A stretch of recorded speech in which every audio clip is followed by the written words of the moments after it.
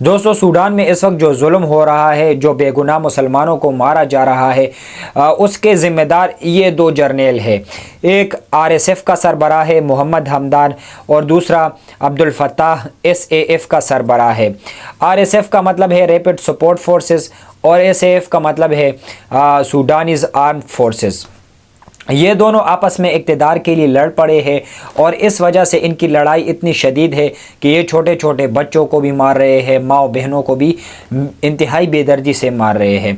یہ جو عبدالفتاح ہے، یہ وہاں کی جو سرکاری آرمی ہے اس کا سربراہ ہے، چیف آف آرمی سٹاف ہے، اور یہ RSF گروپ کا سربراہ محمد حمدان ہے۔ اور یہ فورس جو ہے 2013 میں سوڈان کے صدر عمر البشیر نے اس فورس کو بنایا تھا، اور پھر ہوا کچھ یوں کہ 2019 میں سوڈان کے صدر عمر البشیر کی حکومت ختم کروا دی گئی۔ وہاں پہ انقلاب آیا، لوگ اپنے گھروں سے باہر نکل آئے، لوگوں نے احتجاج کیا، اور پھر اس کی حکومت عوام نے ختم کروا دی۔ تو اس کے بعد یہ دو جرنیل جو ہے انہوں نے مل کر ایک عبوری حکومت بنائی، اور انہوں نے کہا کہ اب حکومت ہم سنبھالیں گے۔ پھر 2023 میں ان دو جرنیلوں میں لڑائی ہو گئی۔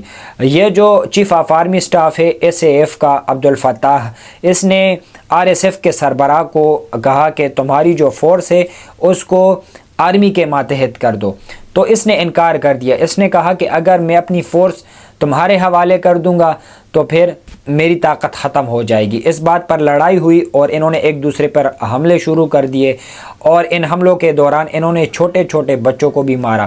اور یہ اس قدر بے رحم ہے یہ RSF والے کہ یہ کسی کو درخت کے ساتھ لٹکا دیتے ہیں، مار دیتے ہیں، کسی کو صندوق میں بند کر دیتے ہیں، اور پورا علاقہ یہ لوگ جلا دیتے ہیں۔ ہم نے کبھی سوچا بھی نہیں تھا کہ اس قدر ظلم، ہم نے صرف کتابوں میں پڑھا تھا چنگیز خان نے یہ کیا تھا، ہلاکو خان نے۔